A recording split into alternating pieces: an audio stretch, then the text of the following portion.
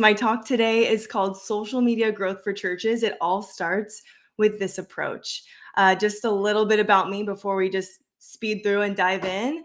I started working for a couple church marketing companies, helping people with their social media and also managing creative projects. And something that I realized, I had this realization that to be effective on social media, you have to be authentic. But to be authentic, you needed to teach people within your church to run your social media versus completely outsource. Otherwise, you weren't really capturing, the heart of your church and everything like that. And so I started helping churches on Instagram and just teaching churches how to use social media, how you can train volunteers to do it within your church, and how it doesn't have to be as hard or as time consuming as it might seem sometimes. And so since then, I now send out training weekly to over 7,000 people and have spoken with tons of pastors and leaders about their social media. And what it's really taught me is what churches need to be effective on social media. Can everyone hear my audio? I just see some messages coming in. Am I good? Okay. Cool. So let's just jump into the topic. So social media growth for churches, it all starts with this approach. You probably wish that you had more time or more help to really use social media to reach more people and to build your church.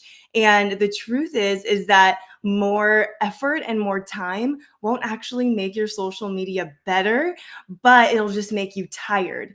And you don't need Hold on. Actually, I'm not sharing my screen. I just realized. Let me just do that really fast. Sorry, guys. There we go. Have some slides just to help you follow along. There we go. Cool. Okay, we're good.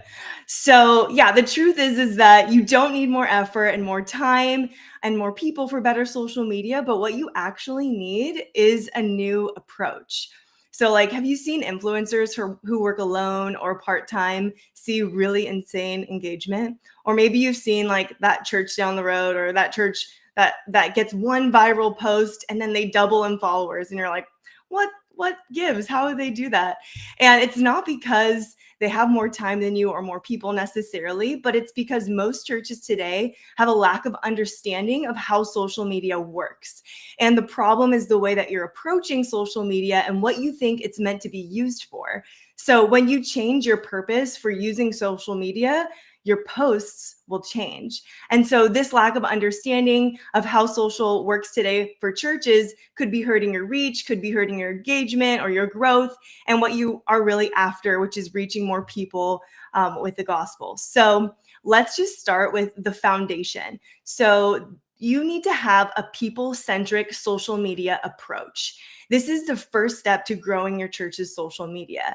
And what this means is finding out your community's needs and interests, and then tailoring your posts to meet those needs. And the opposite approach would be focusing on what you or your church wants to say and wants people to know. So think about what your community needs to hear and create posts that resonate with them. For example, instead of thinking, what should our church post on social media? The better question is, what do people need right now? What do people need to hear right now? For example, instead of communicating, look at our awesome team, or check out these events, or join a group, you'll want to actually address people's needs, interests, pain points, or challenges in their lives in relation to faith or in relation to the things that your church is offering. So I want to give you guys some real examples here just to show this. So this first example I love. So if you have a prayer morning every week, for example, instead of posting an announcement post about your prayer morning with maybe a graphic, what if you made a post like this? This is a post from someone that I follow, Zach. I really love his posts. And this was a post where he just talked really quickly for 30 seconds about 3 things that you should pray every morning. And then what if at the end, then you wrote your little, invite to your prayer morning. Another example of this approach, a people-centric approach, is say you have a marriage event coming up and you can make a post about the best way to make your marriage last.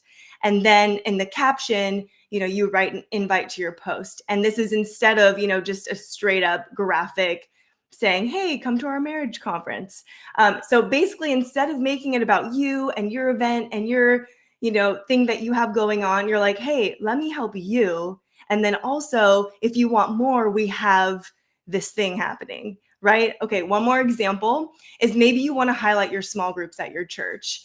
This is a post that I saw that I really liked, and it says, the hook on here says, friendships that started because of church. And it's this literally like 5-second video just showing some friends hanging out over food.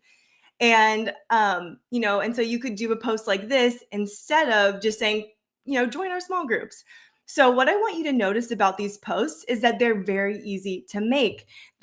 All of them are actually like unedited videos. They all use the text straight from Instagram in this case. And so these are posts that we can all create, whether you're a volunteer, whether you are a staff member and you wear tons of hats at your church, you can make these posts really quickly. Okay, so now that I've set the foundation, what I'm going to do is go over 5 tips to adopt a people-centric approach on your church's social media.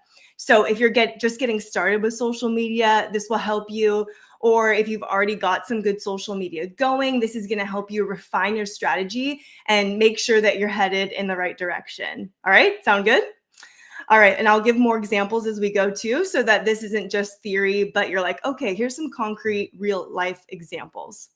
So number 1 is don't post for your church, post for people. So when it comes to social media, no one cares what your church does and everyone cares what your church can do for them. So if you keep posting only about what you do, people are going to stop being interested. They're going to not be extremely interested. So most potential followers are people who might visit your church for the first time, don't care about the list of programs your church has, but instead really care about how it makes their lives better or fulfills their needs, especially someone who's never been to church before, right? So if you want to create better content that connects with your community and reaches more people, you need to stop talking about what you do and start talking about how it benefits them. So your social media posts should speak more about the needs of the people you're trying to reach and less about you or your church. A concept that I love by Donald Miller from StoryBrand, if you've heard of that, is this. In your content or post, you can position the person you're trying to reach as the hero in your messaging or in your story, and position your brand as the guide who helps the hero get to where they need to go. So I'm going to explain this. Donald Miller teaches, the biggest mistake that brands make is positioning themselves as the hero, in your posts or whatever, instead of the guide. And as a brand, and a brand that positions itself as the hero, it's not really going to connect with people, right? In the same way, we often position our church as the hero in our social media posts. This happens all of the time. We talk about how great our church is, how great the preacher is, how great the message is, how great the other events or programs are. And I'm sure that they're awesome. And we do want people to come, of course. But we're unintentionally positioning ourselves as the hero in the story we're communicating. And so people tune out. So in marketing, we are the guide, meaning we're the person in the story that makes the hero win. We're the guide, we're the coach, we're the mentor that is crucial to the hero's success. An example of this is, if you know this movie, if you know Star Wars, Yoda helped Luke to overcome, right? And he was like this mentor or this coach. And this is a marketing principle we see used by many brands, not in the, church world. And we see this in many movie storylines as well. And it's because it works. This is how we can resonate with people and help people best. It also reminds me of how Jesus is the hero in the story, right? He never positioned himself in that way, though, even though he is the hero. He actually came to be fully man in the world, even though he was God. And so through your social media posts, position your church as the guide and the mentor and the coach in the story, and in how you, in your captions, in your messaging, in what you say, in your approach to your posts. And when your social media posts reflect this, you'll actually connect better with people. So I'm going to give you a few examples. Okay, this first example is a post by Christine Kane. And literally, look, this is a white background with black text. The whole post is words. It's basically a caption as a post. I love this. It has 29,000 likes. And look at what she's doing. She's coaching people in this post. I'll just read a part of it. She says, it takes intentionality to choose to be grateful when you're still waiting for that breakthrough to happen, that opportunity to open up, that circumstance to turn around, blah, blah, blah. She says the list could go on. When you can't see a way forward and nothing seems to be happening, choose to lift your eyes up to the God who sees, who knows, and who cares. And then she goes on. So she's just encouraging you, right? She's your coach. She's your mentor. I love this post. This is a really great example. I'm going to give you one more example of this. So this was a post by Transformation Church. And this was actually a post kind of inviting people to their church, but you can see through their caption, their heart, no matter who you are or what you've experienced, this is a safe place for you, no matter your race, religion, class, gender, background. The church is meant to be a home. Our world is full of bad news, but there's good news. God is so in love with you.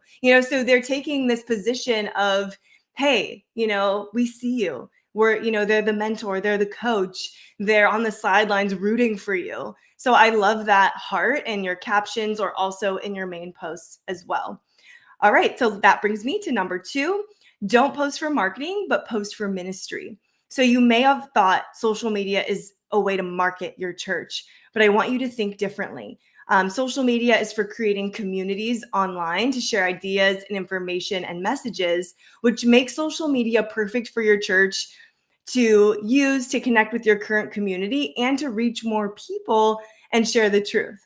So it's not perfect for disseminating news or information, but if ministry is how we serve people, social media can be a place where we go to people and where we serve, right? So ministry can look like on social media can look like meeting people's needs, sharing an encouraging message, praying for someone, teaching people about Jesus, spreading the good news. How can we do this through social media? The best marketing actually serves people. And so, when you actually use social media for ministry, in turn, you're going to reach more people.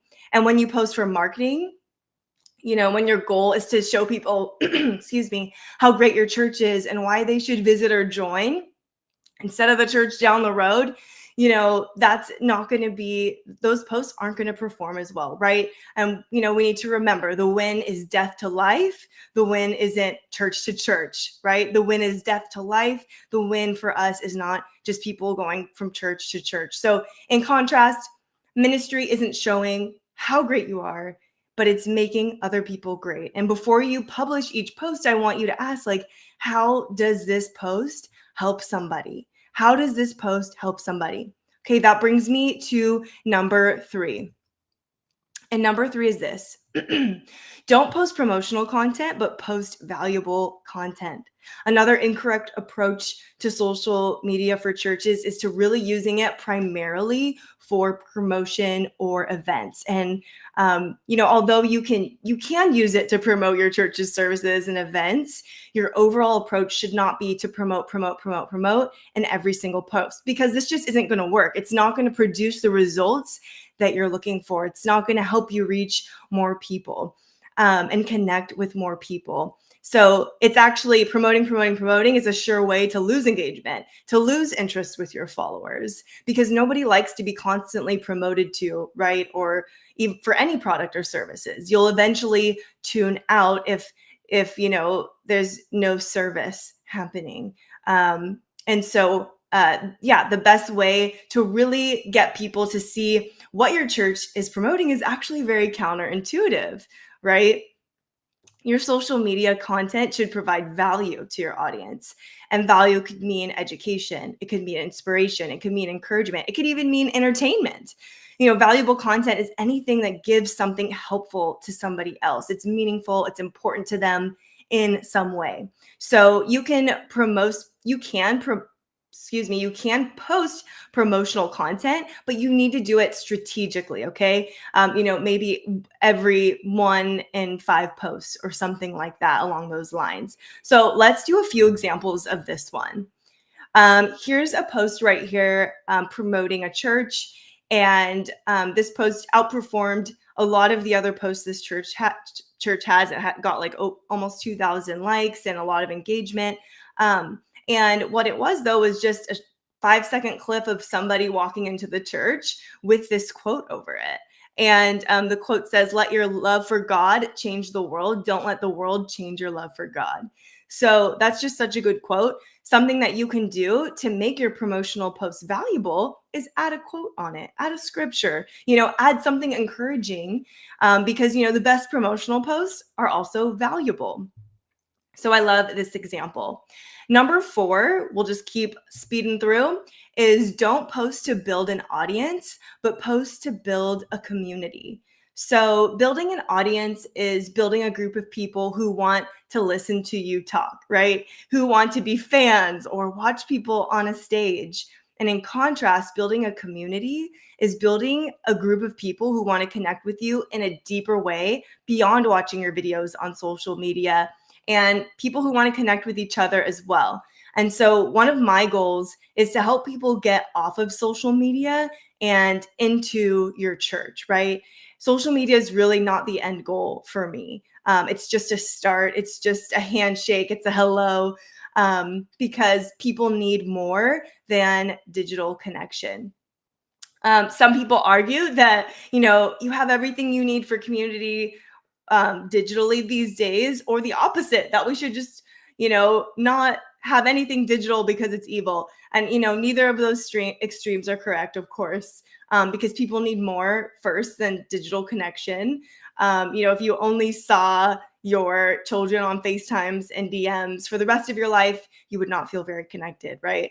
And as humans, we really need that in-person connection, and we need to see people's faces to connect. And so my approach to social media and my approach for churches is not to get people staring at their screens longer. I don't like staring at my screen at all. I don't even own any streaming services, honestly. But my approach for churches is to use social media to reach people who are already there, right? And then secondly, social media itself isn't bad, but it's how and why we use it that can be the problem sometimes. So anyways, let's use social media for good, right? And so, what does that mean for your church's social media accounts? Let's get a little practical. So here's how to bring people from social media into your church. 1, I want you to find ways to connect personally with people in your DMs or in your comments, and really find ways to bring them into your church's in-person community or in other churches. So, and then number 2 is to have clear next steps for people. Like, what do you want them to do next? And so I want to give you some examples for this, and of how to bring people from audience to community and give people a next step. Here's some practical next steps. 1, you can give away like some kind of free PDF guide from your church teaching them about something. Or you can send them a video. It could be one of your Sunday messages. You could collect their email address if you want, if you do any emailing, or their phone number. And, you could say, if you're struggling with blank, we'll send you this message on blank, and they can fill out a form to do that through, your, say, Instagram, through your link in your bio. Or DM automation. I'll talk about that in a second. You've probably seen people do that. Another way is the next step can be a plan your visit form. It can be a join a group form. It can be to join a welcome class form. It can be DM us for prayer. Whatever that might be for your church. Think about, what is the next step you want someone to do? If somebody sees your social media post, if someone stumbles upon your church's social media, what do you want them to do next? And make that really clear. Make that clear in your bio. In your bio, have arrows pointing down to your link and say, do this, fill out a plan your visit form, join a group, whatever it might be. And, some ways that you can do this is you could do that. A lot of you might be already familiar with a link in bio service like Linktree. Here's an example where you have a bunch of links where people can get connected, and that's where you can send people from your posts. Another example, this is just one of my posts, but is DM automation if you have a larger account. And can't keep up with sending out a link to a bunch of people. This strategy works really well, and you can do it for free for up to, I think, 1,000 DMs on ManyChat, if you've ever heard of that.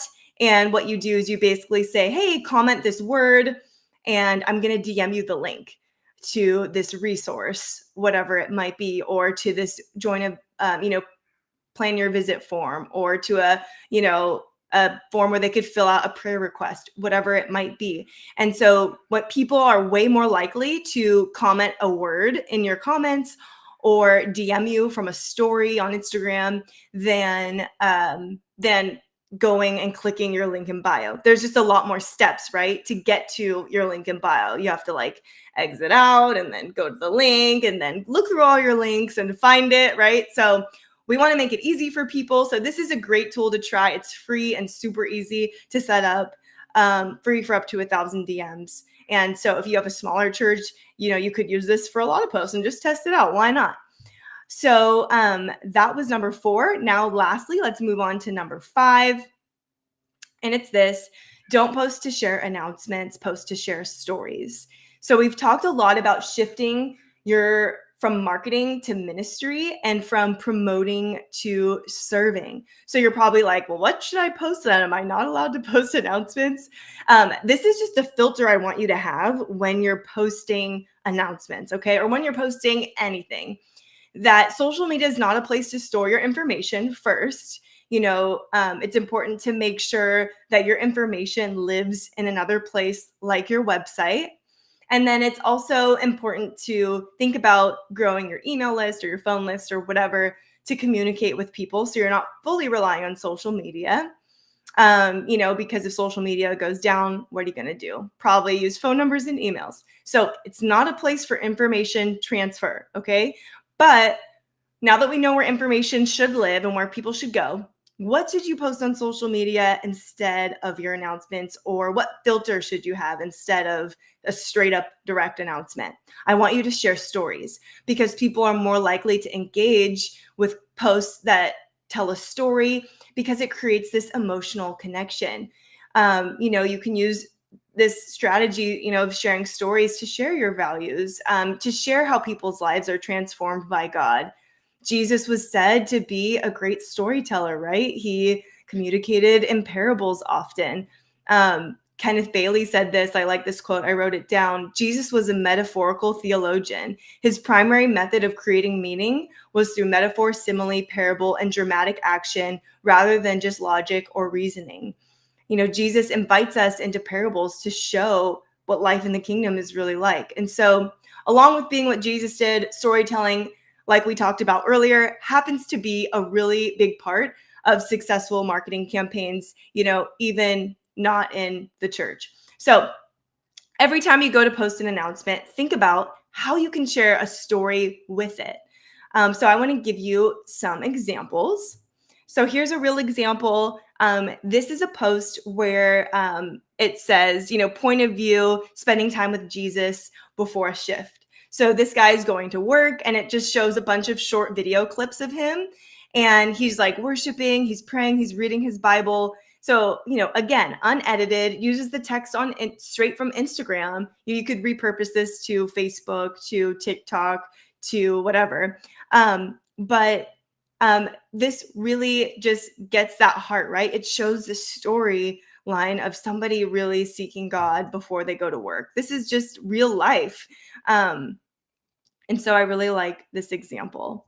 Next, this is the next example. And this is a baptism post where this kid is sharing, just reading his baptism story, why he's getting baptized. This post went viral, has 1 million views or something. And this church, City Church, California, has done multiple posts just like this that have all gone viral. And it's literally just people reading their story, because there's so much power in somebody's testimony, right?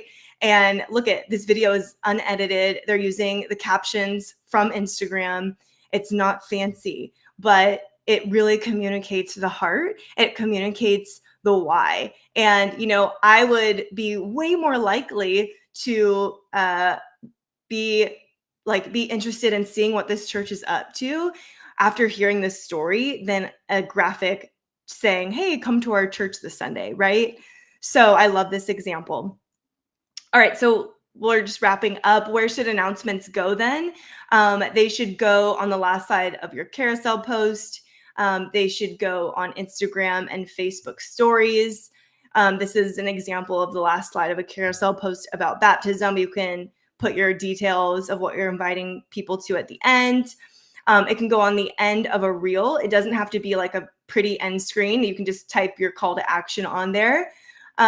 Or you can also write your invitations or your, information announcements in your captions. That's also a really, really great spot. So here's an example of that. This is just a carousel post with a ton of pictures of people in this church's community. And then in the caption, they list their service times and all of that.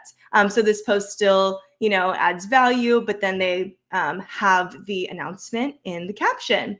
So lastly, just to encourage you, and then, we'll open up for questions, is I don't want you to post to gain popularity, but I want you to post to serve other people. You don't need to try to be popular on social media, but I really want you to focus on the people who are in front of you right now and serve them really, really well.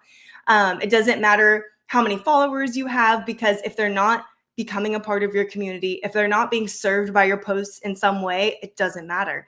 Think about the 100 people sitting in front of you. Think about what they need and how you can help them. And imagine if 100 people were actually sitting in a room with you, waiting for you to help them with something. That's a lot of people. So to encourage you, your impact is a lot bigger than you think. And I really want you to show up for those people, not to look more popular, than the church down the road. And when you do that, your post will in turn, end up being shown to more people.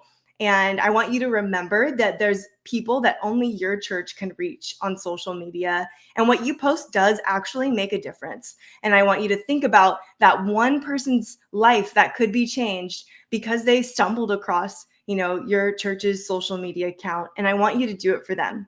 All right, so that's it. That was, adopting a people-centric approach to social media.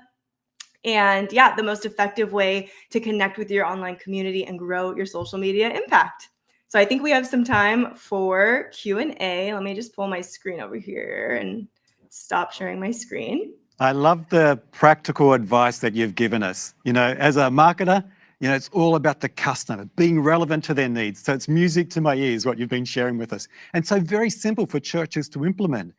Now, we're looking for some questions from the floor. And just while we're getting the first question on the screen, Danielle, how do people find you? If they want to reach some of your blogs and the content that you produce, what's the best way for people to find you?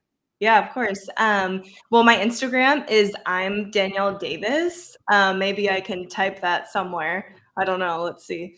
And then my website is churchfluence.com. I have a ton of blogs and free training that can help get you started. Excellent. Okay, so our team behind the scenes, have we got a question that we can share? And the question should be coming to the screen. Here we go. So how do you distinguish what to... You have both a church Facebook page, public, and a church Facebook group, which is private. How do you differentiate between both channels, Danielle? Yeah. How do you distinguish what to post when you have both a church Facebook page public and a church page? Okay, so, a church Facebook page public these days don't get a ton of reach. I always to post whatever you're posting to Instagram. If you have an Instagram, you honestly can just auto post it to Facebook.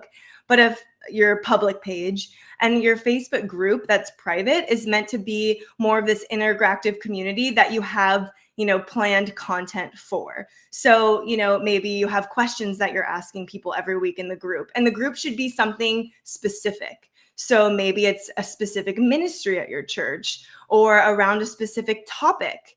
I really like Facebook groups around really popular topics that people like to discuss, and then using it as a way to reach out to people.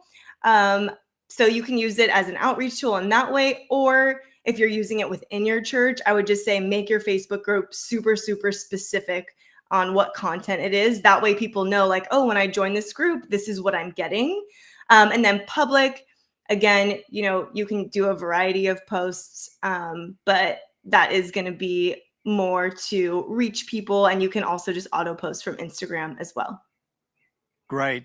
I love the thing that you mentioned earlier too about the power of story or testimonials, and particularly those baptism stories that really touched people's hearts. It really gained a lot of engagement or reach. So again, just a great reminder, share those stories. Don't use your social media as a billboard, use it as a way to engage with people and share those heartwarming stories. Olivia, do you want to do the next question? Of course. So our next question is, what are good ways to find out what the community wants and needs, not just assuming you know what it is? Yeah, that's a great question. What I would do to find out what your community wants or needs is you can do that either through your social media. You can always post a question in your stories asking people about different topics and seeing what resonates. Another way too is you can even just follow along with your Sunday message that your church has. And, even though, maybe you're not asking directly what your community wants and needs, you can still take content from that message and just give value to people. And then you'll start to see, when you do that, what people are resonating with. And then when you see what people are resonating with in your different posts, you can kind of narrow in and do more similar types of posts or more similar types of content, because you know that you kind of hit a chord. Another really common post is just a sermon clip, right? And so one way to, not assume what your community wants or needs, I love to do this while you're sitting in your Sunday message. When you hear the audience cheer or respond, or you kind of just feel it in the room, like, oh, like that really resonated with people, jot down the timestamp. And then, like, oh my gosh, like this is what's resonating with people right now. So that's one sneaky way to do it, if in relation to something practical like a sermon clip. And then, just asking people. And look, a couple of tips that I like to use too is sometimes I might just Google for public information about surveys or polls that have been made, about some of the pain points people have or the questions they're asking. And of course, there's always the autofill on YouTube or in Google, where you can start to type a question and the most popular responses Google suggests as a completion to that question that you're typing. So another couple of ideas. Is there another question we've got from the, here we go. So do you need to put a disclaimer to avoid any legal liability if it's misused? So what I would say to this is, so I've something that I like to teach in terms of like policies for churches around like privacy and things like that is a couple things. One, you can post disclaimers around your church, like kind of just small in different locations, kind of saying like, hey, like photos or videos may be in progress right now, something nice and friendly. Also, what I like to tell our videographers and photographers is, like, while you're getting a post or a video, especially if it's posed, like a posed picture, you can just get verbal confirmation from people. And that way, people are, that they're okay with you taking their photo. Always get media releases for any kind of kids classroom stuff, of course. And usually we do that through the registration system. So when you sign up your kid, there's a disclaimer in there digitally, and you have to check that box. And so people can choose to accept or decline. So those are some ways to add disclaimers so that people, you're protecting people's privacy. Great. And some of the tips you've been given, I just want to put this in front of people, because soon we're going to be sharing with them a challenge, a task we want them to do, and it's about inviting people to their church for their Easter program. So everybody, take note of some of those points that Danielle's been talking about, because we want you to put them into practice. We want you to create some really good content. So don't just announce it. Listen to what Danielle's been saying and use some creative ways to engage people to come and visit with your church. We've got a little bit of time left. Are there any other questions from our watchers, our viewers at home? Looks like we're good. Hey, Danielle, thank you so much. We really appreciate sharing with us today.